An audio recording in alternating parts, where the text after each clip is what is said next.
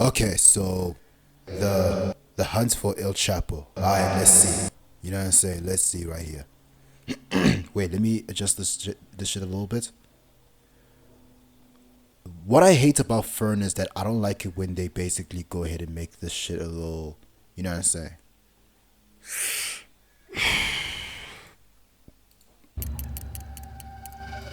This is the most heavily guarded prison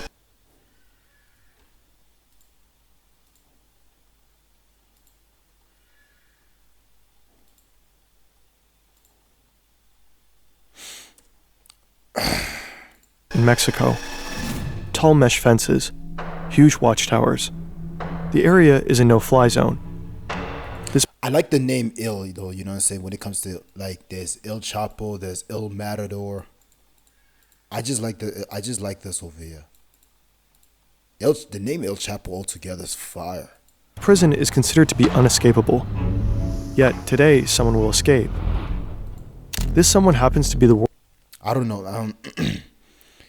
Pablo Escobar or El Chapo? I would naturally side with Pablo Escobar because I have ideas of like his history and what he's been doing. But El Chapo, I don't know. So I like no cap. I like the name Escobar though, but I guess like altogether it's El Chapo I like.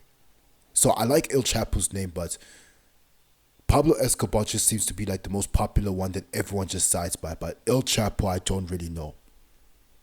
world's most powerful drug lord, El Chapo. Someone happens to be the world's most powerful drug lord, El Chapo. He won't use any violence. Me personally, I forgot. Actually, I don't like. I saw like his face a couple times, but Powerful drug lord, El you see, I've seen this before. Chapo. But then the without the beard and that one's 3. Yeah. He won't use any violence, nor will he climb over the fence. All he will do is walk into his shower and disappear.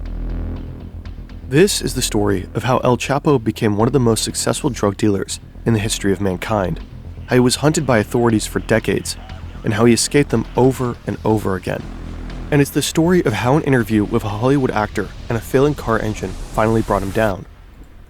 The interview and the car engine. Story of how an interview with a Hollywood actor and a failing car engine Fuck, you mean to tell me that this nigga lost to an interview and finally brought him down? But I guess that mistakes happen though. These things do happen. Like, here's the thing. You know, even like the stupidest things really can happen though, you know what I'm saying? So like, even when it comes to me, right, I can basically have it all. I can be so great, this, that, one's 3, and I can literally have my downfall be caused by the stupidest things ever though, you know what I'm saying?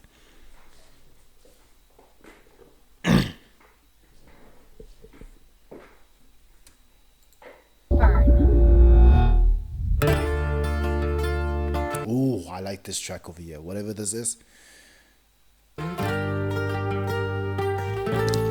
Whatever genre this is, I like it though. Like, I like Mexican music. I like Spanish music. Fucking. What's this? I also like Saudi Arabian music. Like, you know, when it comes to the Dune Awakening, I like that. Arab music. Middle Eastern music.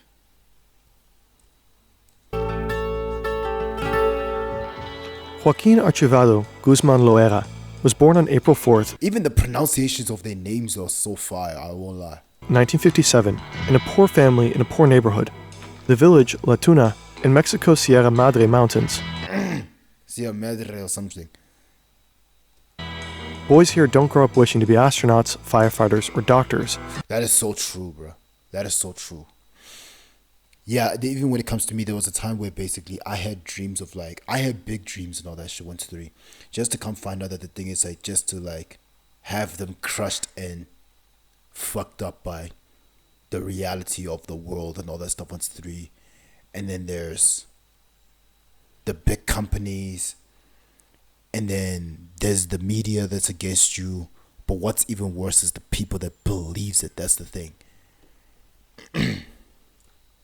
And it's like, I can kind of understand as to like why I'm not really against AI taking over the world. It's just that I just hate to be in the mix of things. Like, when it comes to all the bullshit and everything that's wrong with the world, as much as I am a reflection to everything that's wrong with people, I actually don't mind this world being so fucked up and being so messy and actually just causing its own destruction. As in by being examples that make it easy for people to believe that humanity should be enslaved. It's just that my problem with that is that I just hate that you and I are in the mix of it. So it's like they can go ahead and fuck each other over though. I just don't want to be in the mix of it though. And I also want to dabble in, step in, and just go ahead and just leech off and just basically take and never give back. And take the good without the bad. I'd rather just have my cake, eat it too, have their cake, eat that as well, and fuck both the bakers. Fuck both the baker bitches though.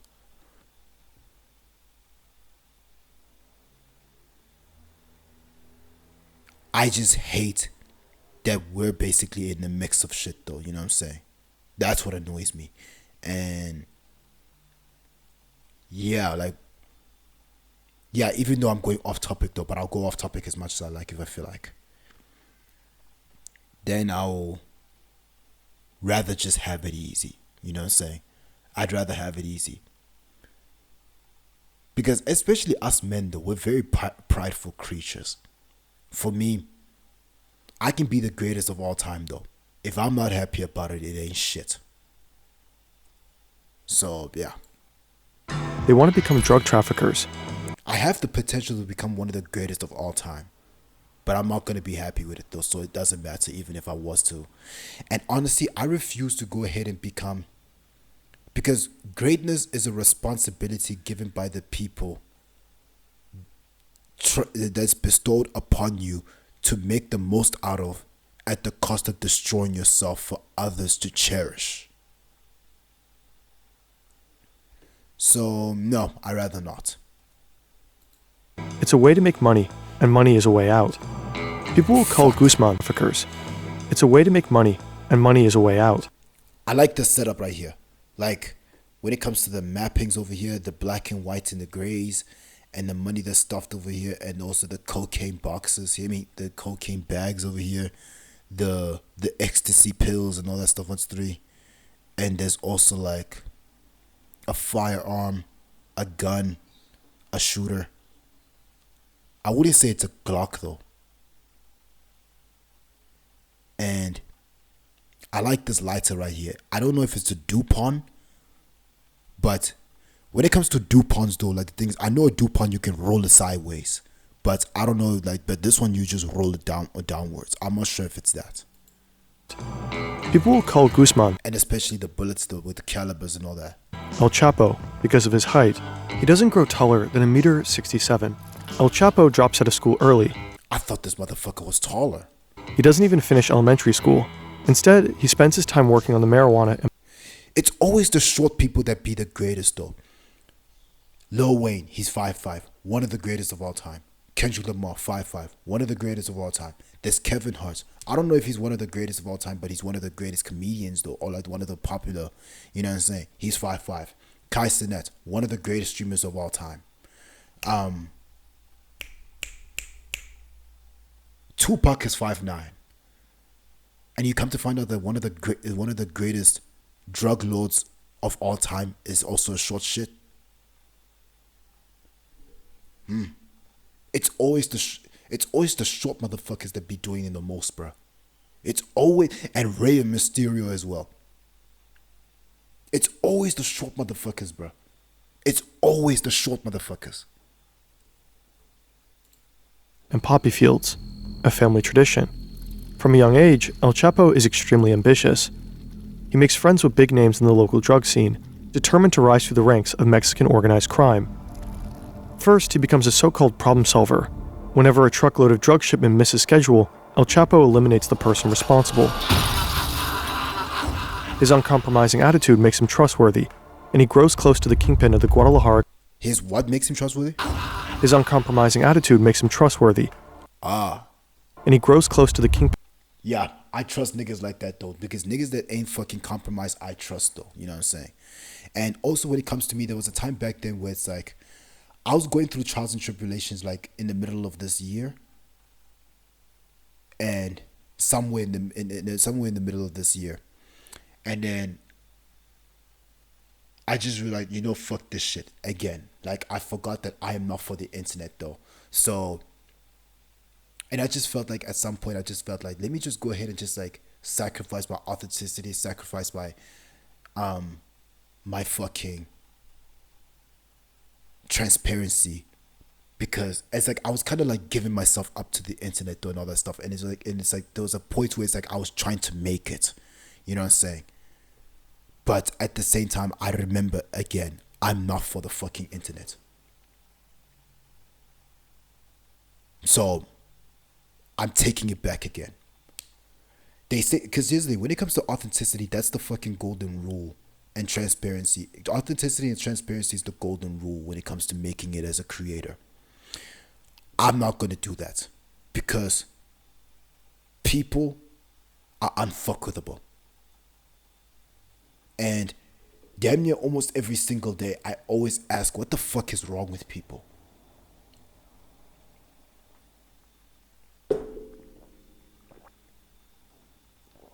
Money and morality does not go together.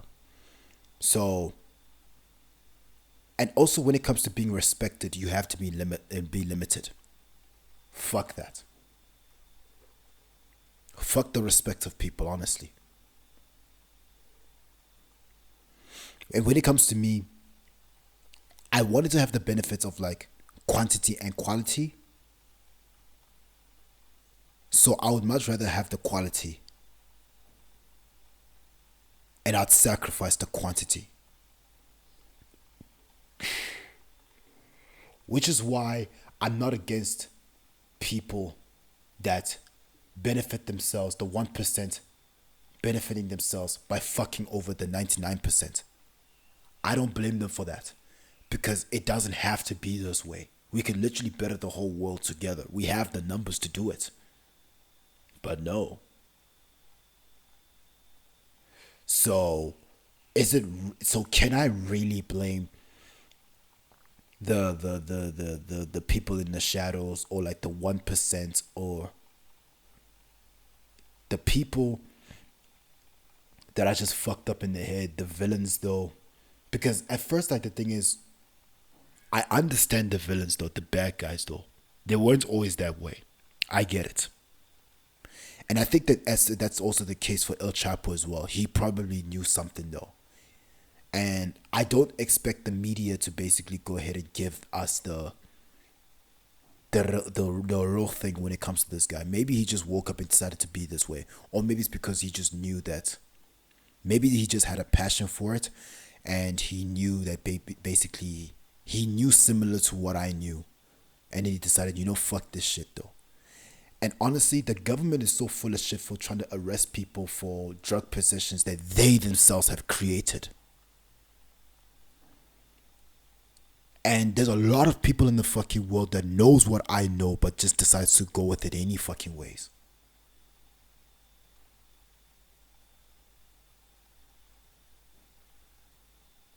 So, no. No. Fuck no. Pin of the Guadalajara cartel. I understand. Too many humans, very few souls. When the boss is arrested, El Chapo keeps the business running, ultimately setting up his own organization with other traffickers. None of them are, no. Here's the thing. A human and a soul, I take that back. Too many bodies, very few souls. Because a body and a soul put together makes a human. So it's just a bunch of bodies everywhere. Sinaloa cartel. He organizes plane station with other traffickers. The Sinaloa cartel. Why the fuck is this shit so small over here? Technically, the cartel existed before, but they created its modern version. He organizes planes, trucks, and rail cars to deliver cocaine and heroin into the United States, and he even builds border-crossing tunnels, a skill that will come in handy many years later. In those early years, one incident really puts El Chapo on the map. This is Juan Jesus Posadas. I thought this was right here. When I first saw the first letters, I thought it was Guatemala, but it's actually Guadalajara. No, it's Guadalajara. That's what it is. This is Juan Jesus Posadas. He's the Archbishop of Guadalajara and a cardinal. Oh, Guadalajara, okay. One of the highest ranks in the church. Posadas is a popular man.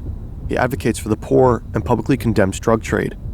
Right now, he's on his way to the airport to meet an ambassador of the Vatican. At the same time, El Chapo and his bodyguards pull into the parking lot. They are here to catch a flight to the beach resort town of Puerto Vallarta, one of El Chapo's favorite places to party. We don't know exactly And then next thing, just to end up watching it die, though. what would happen in this parking lot next. One thing we know for sure, though, the cardinal will not survive.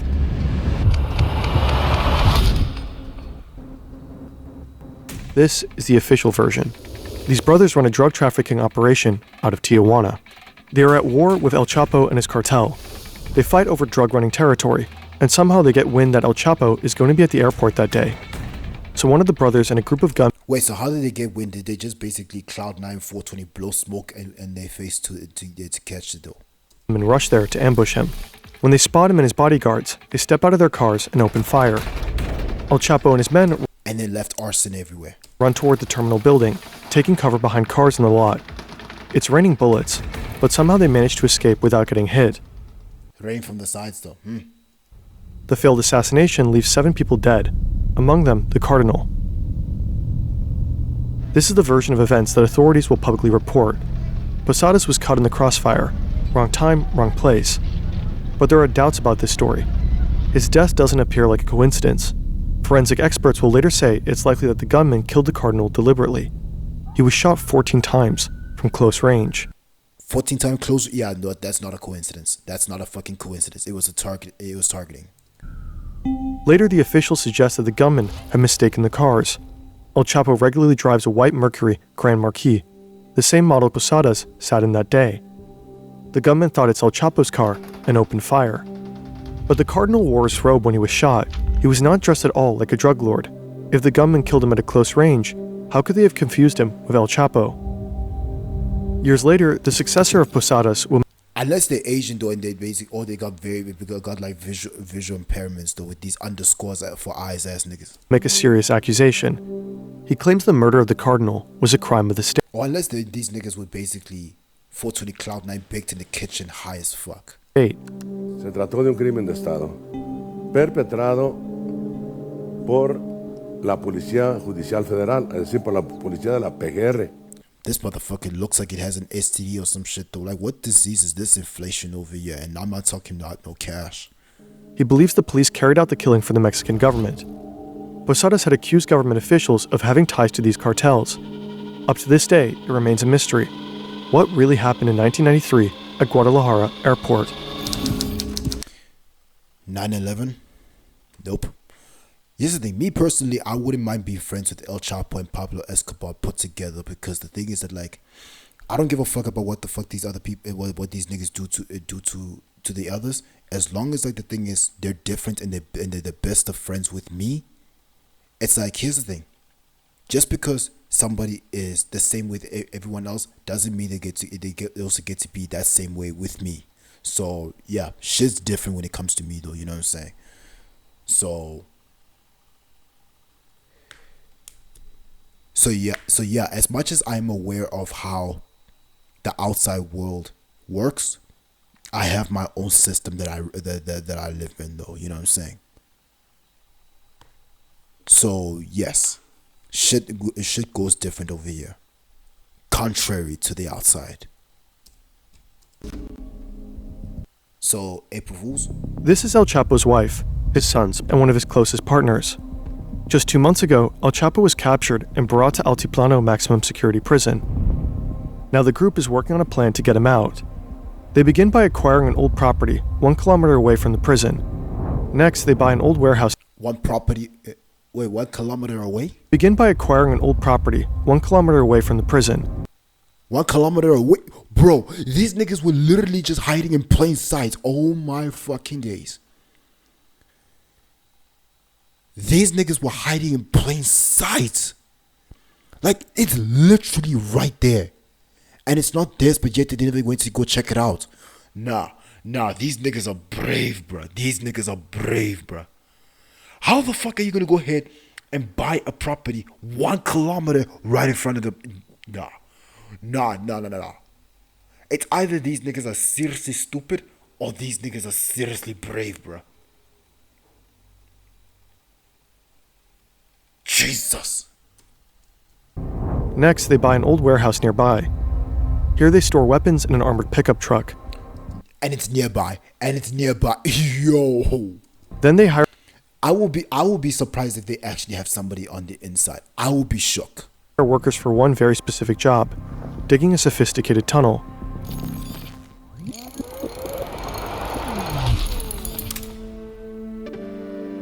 Back in 1993, after the shootout at Guadalajara Airport, the Mexican government placed a bounty on El Chapo. It took just 2 weeks until he was found and arrested. He denies being responsible for the death of the cardinal. He insists that he was the supposed target of the shootout. Ultimately, the authorities believe him. They don't charge him for homicide, just for drug trafficking. He is sentenced to 20 years in a Mexican prison, but he continues to run this... Oh, just for drug possession alone. Like, here's the thing. I think that also when it comes to the same motherfuckers making the arrest, though, there's theories that basically went to fucking... But at the same time, even by coincidence, though, I believe it, though, there's... Because I don't believe in coincidences, though, that the thing is, and also due to the theories as well, I believe it. There's people that basically make money from the prison systems, though. Way more than we can think. So I think that basically they created drugs so that just to have people, just so people can possess them and just get them arrested, though. You know what I'm saying? So yeah, and there's a lot of people that know this, but no, still no change. Sinaloa cartel from behind bars. Through his lawyers, he passes orders to his closest allies. He doesn't need to be in the room to pull strings. His empire runs on whispered instructions and tightly coordinated moves. Sometimes real power... I really like the... I like the... I don't know what this is called, the grid of this, though. I don't know what these shits are called. Power is remote. Whispered instructions and tightly coordinated moves. Sometimes real power is remote. With AnyDesk, you can access any desktop... Oh, that was slick. ...tool if you want to work in sunny Mexico for a bit, without taking action is so fast, your friend or colleague to private, anywhere. Also, in 2001, El Chapo has enough of life in prison. Also, the Mexican Supreme Court just approved a law. I like the Mexican flag over here. That makes it easier to extradite criminals like him to the US. Time to get out. The official version of his first prison escape is spectacular. He supposedly bribes a guard who helps him climb into a laundry cart. Wait. So he bribes the guard, but then the thing is, it's not on his side? I mean... The guard then pushes the cart out of the cell, down the hallways, and through an unguarded gate to the parking lot. El Chapo jumps out and climbs into the trunk of a car. The guard gets in and drives to the outer prison gate. After a quick search, the car is waved through. Nobody checks the trunk.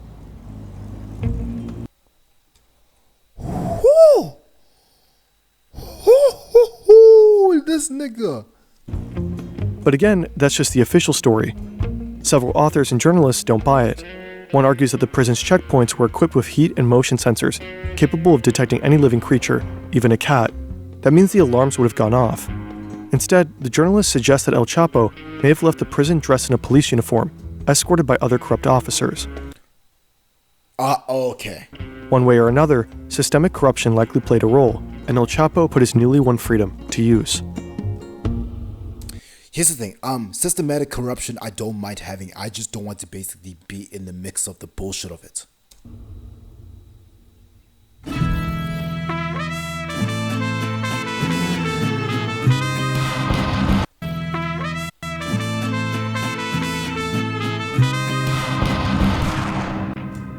In the following years, the Mexican cartel landscape changes dramatically. In 2002, the leader of the Tijuana cartel is killed in a shootout with police. Okay.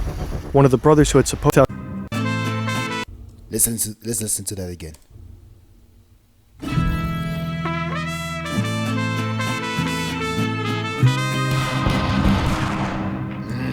In the following years, the Mexican cartel landscape changes dramatically.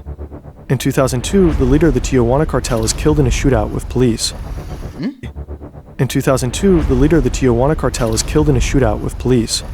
One of the brothers who had supposedly tried to assassinate El Chapo at the airport. A year later, the leader of the Gulf cartel is arrested. Two major cartels are now without leadership. El Chapo sees an opportunity. He pushes into Tijuana and Gulf territory, triggering brutal fighting. Nuevo Laredo, an area along the U.S.-Mexican border. Nuevo Laredo. Right, I just sounded like a mumble rapper right there. Nuevo Laredo. Nuevo Laredo. Laredo. That's what I'm saying. Practically turns into a war zone. Former forces of the Mexican army begin working for El Chapo. They clash with what's left of the Gulf cartel, whose core fighters were partly trained by the U.S. Early on, the violence results in more than 1,000 deaths, many of them civilians. And that's only the beginning. In 2000, which I am okay with though if those civilians don't fucking matter though, but it is a problem for those that do. In 2006, Felipe Calderón becomes Mexico's new president.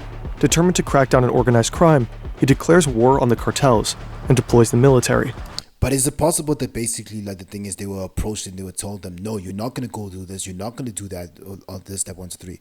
As in, because that's what I suspect, that's what happened to Trump, because I suspect that Trump, something happened to him behind the scenes, though, because he wanted to basically go ahead and release the Jeffrey Epstein list, and then basically, once he became president, though, he said there was no Epstein list, and then basically, the list does come out, but it's redacted. So, yeah, I just think that he's here to basically destroy America and confuse it. The violence escalates dramatically. Between 2007 and 2014, like, he does have this thing where it's like the nigga Trump has the he has a way of pandering to the masses, you know what I'm saying? Over 160,000 people died in the course of the war on drugs in Mexico. In these years of bloodshed, El Chapo rises. He becomes the world's most wanted criminal, transforming the Sinaloa cartel into one of the most powerful criminal organizations in history. This setup right here looks so fire. I like this setup here. It becomes the top supplier of drugs to the United States: cocaine, heroin, methamphetamine, and fentanyl. El Chapo's cartel operates in 50 countries and generates billions of dollars in profits each year. In turn, El Chapo becomes extremely wealthy, eventually making Forbes' list of the world's billionaires. No wonder it's hard to keep him locked up.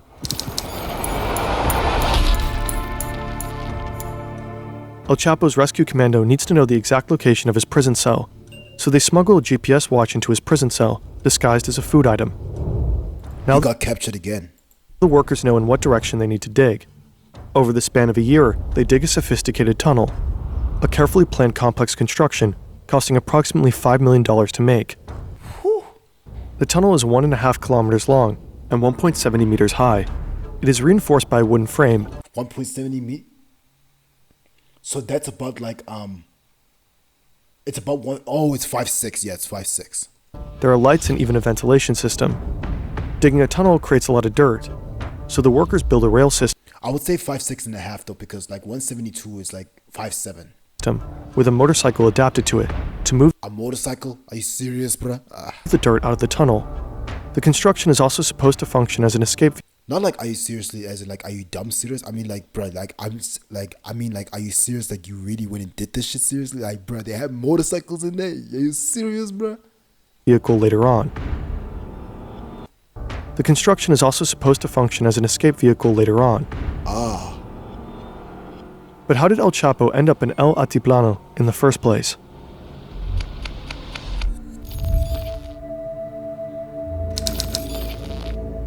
Andrew Hogan is an agent with the Drug Enforcement Agency. He wants to take down the most powerful drug lord on Earth, perhaps in history. Currently, he's looking for allies. But he soon discovers somehow there is no task force, no team, not even a single federal agent assigned to the job of bringing El Chapo to justice. No team, not even a single federal agent assigned to the job of bringing El Chapo to justice. So he takes a Spanish class and prepares to move to Mexico. Meanwhile, one of Andrew's colleagues in the US manages to get the pin to El Chapo's BlackBerry, thanks to someone in his inner circle. He tracks down his phone to the pin to El Chapo. Wait, so basically there was like there was somebody that was against him on his on the inside in his side. Chapo's BlackBerry, thanks to someone in his inner circle. He tracks down his phone to the holiday resort Cabo San Lucas. The colleague immediately calls Andrew. They're excited, and so they pass the information to the officials in Mexico. The DEA and Mexican police quickly head down to the place where El Chapo is supposedly hiding, but he's nowhere to be found. Okay, and what happened to the motherfucker that basically went and snitched though? He died? He better have. Next, they narrow down El Chapo's phone signal to one of 3 mansions near the resort Cabo San Lucas. This time, it's a hit. He's there. But before the forces arrive, El Chapo just escapes through the back door. Somehow he makes it to an airstrip without being caught and is flown to safety. This nigga, and he does this when they just got there? Personally, if I was El Chapo, I would have set something up for them though. Like the thing is just pull up and basically walk into a trap. El Chapo always seems to be one step ahead. He constantly changes his SIM cards and phones and simply outsmarts the authorities. One DEA agent supposedly said the Mexicans couldn't catch El Chapo if he was standing at the fucking Starbucks across the street from the embassy. But Andrew Hogan doesn't give up. In May 2012, he moves to Mexico City with his family and takes over the Sinaloa case. In the months that follow, he and his team begin intercepting members of El Chapo's inner circle. Bit by bit, they uncover the cartel's complex communication system, how often numbers are changed, possible code names, and GPS locations. Slowly, a picture begins to emerge. One day, El Chapo seemingly wants to meet an underling in person, and he sends one. Wait, so is it possible that basically a picture emerges? Wait, is it like as in like an active picture when it comes to him just being right there or some shit though? One of his chauffeurs to pick him up. Hogan tracks his phone. The chauffeur finally arrives at a place. Because I'm just like thinking, there's absolutely no ways that he can become the biggest fucking, the most wanted nigga in one of the most wanted niggas in the world, and not have a picture of him or some shit. Place in Culiacan. The signal leads to a group of 5 houses. Hogan organizes a capture operation with dozens of Mexican Marines, helicopters, and trucks, and he joins the mission himself. They surround the property and storm inside. But once again, El Chapo is gone. Instead, they find a strangely placed bathtub covering the entrance to a tunnel that leads into the sewers of Culiacan. And they decided not to place like a bomb or something to blow up the whole system. But this time, the Marines managed to stay on El Chapo's tail. 3 days later, they find out that one of his men had driven him to the coastal town of Mazatlan, to a hotel. The Marines enter the 4th floor of the hotel. They storm into room 401, heading straight for the bedroom. El Chapo is with his family. He barricades himself in the bathroom with an assault rifle. His wife pleads with the soldiers not to harm their daughters. Shortly after El Chapo surrenders, they got him. Andrew Hogan's job is done now. He caught the most wanted man on the planet, and he worries for the safety of his family, who moved to Mexico with him. So they board a plane back to the US. Meanwhile, El Chapo goes to Altiplano. The US is pushing hard for his extradition. This would likely be his doom, the end of his reign. Time for another tunnel. But I guess that when it comes to him just disappearing in the bathroom, I guess like the thing is they had somebody watch him the whole fucking time though. That probably might be what it is. The rescue team in the work. Time for another tunnel.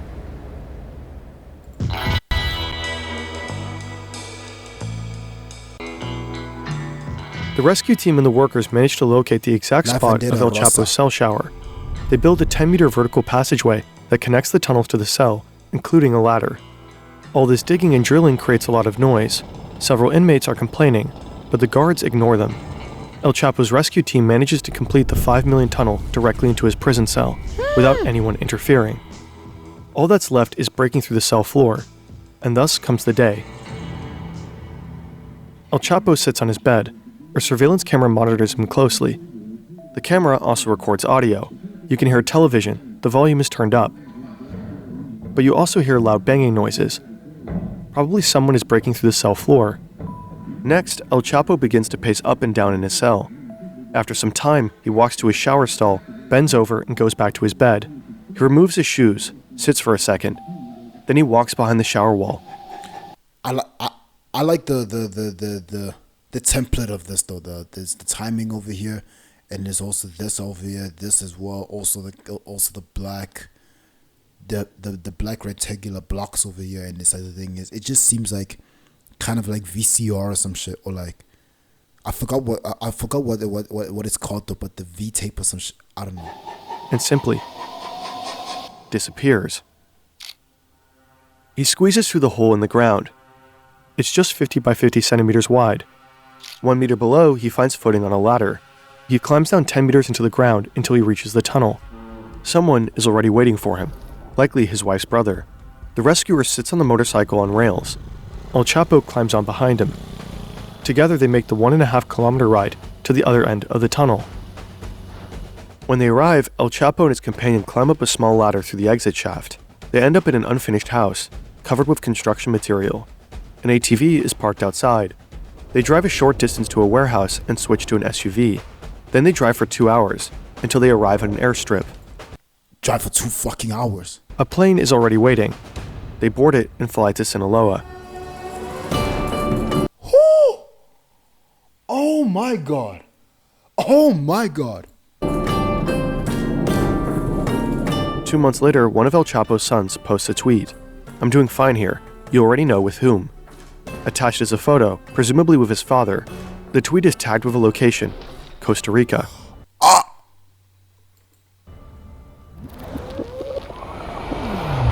Let's back up for a second. Some things about this spectacular escape just... Wait. If I so much as find out that my son is the reason that basically that I got captured and basically is now no more. Oh no, you're getting one hell of a ass whooping, bruh. You're getting one hell of a ass whooping, bruh. Like me personally, imagine my name is El Chapo. I just did all of this, so this is my fucking legacy. And just to come find out that that I just birthed a fucking buffoon. Oh my. Yeah, some people really don't get to be themselves, though. I'm telling you right now. Even if you're related. Don't add up. There's video footage of guards watching their screens as the spectacular escape just don't add up. The glitch over here. There's video footage of guards watching their screens as El Chapo disappears. Yet it takes them 20 minutes to check his cell. They even wait a few more minutes before they finally enter and check the escape hole. Also, it seems unlikely that building such a tunnel truly went unnoticed. After all inmates actively complain. Yeah, because here's the thing though, like I'm just like thinking, there's absolutely no ways that after all the shit that he was doing, El Chapo, like escaping prison and all that stuff, that there was prisoners basically making noise complaints, and then the thing is they just ignored it though, you know what I'm saying? About the drilling noise. A large... Or unless they, I could also make the argument that is like, the prisoners there too could be also full of shit, and they basically have been doing this before, so now they didn't believe it that time. The majority of Mexicans believe the escape was an inside job. Shortly after El Chapo's second I believe that prison escape, the prison's warden and 2 other officials were fired. Next, 4 Mexican officials were charged. 2 were members of Mexico's Secret Service, based at the prison. The other 2 were guards who sat in the control room, monitoring El Chapo's cell.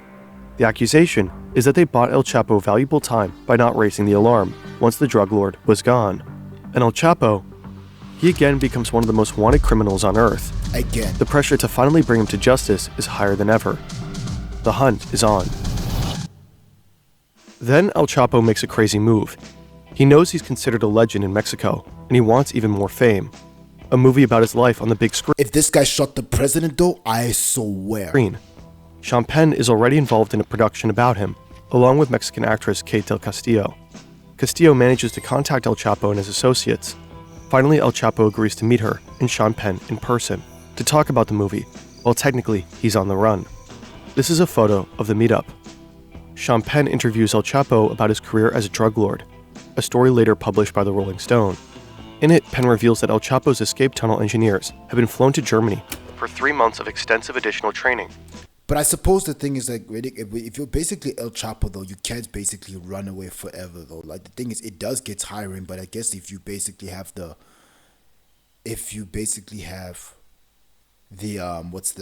the skill and the intelligence and the hunger to still keep going, then I guess so.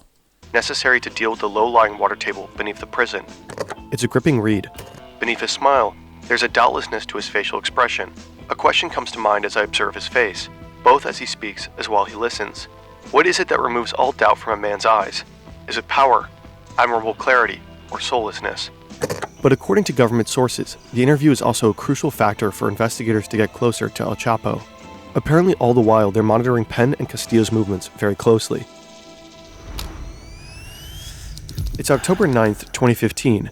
Mexican special forces are closing in on him in the mountains of Sinaloa.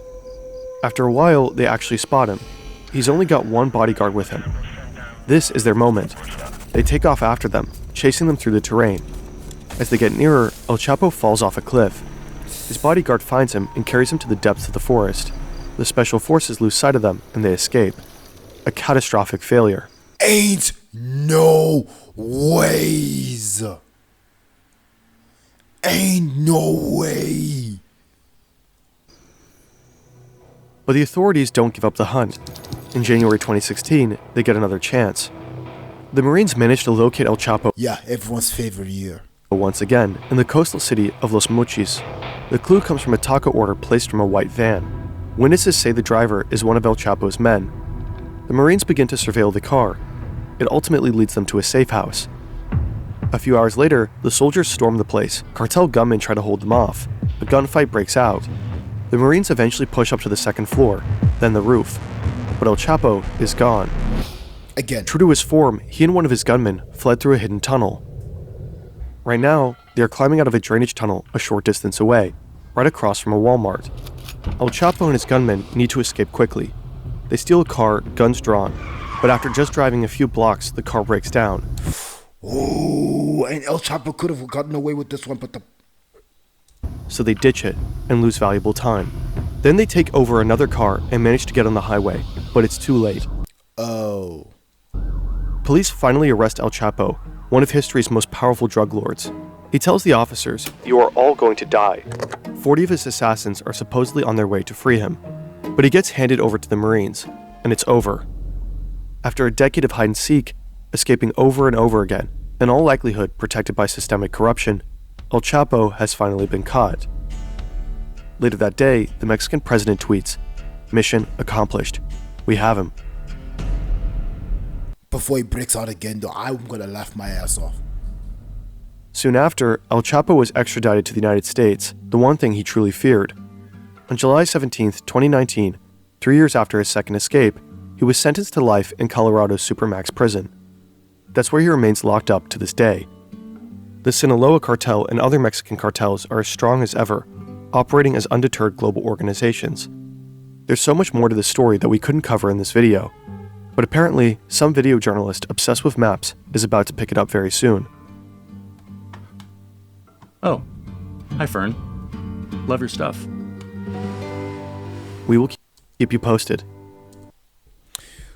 This was a great video, bruh. This was a fucking great video, though. I like this. I liked this one right here. So, yeah, thanks for watching this shit with me. And, yeah, I'm going to see you in the next one, my friend. And I'm out.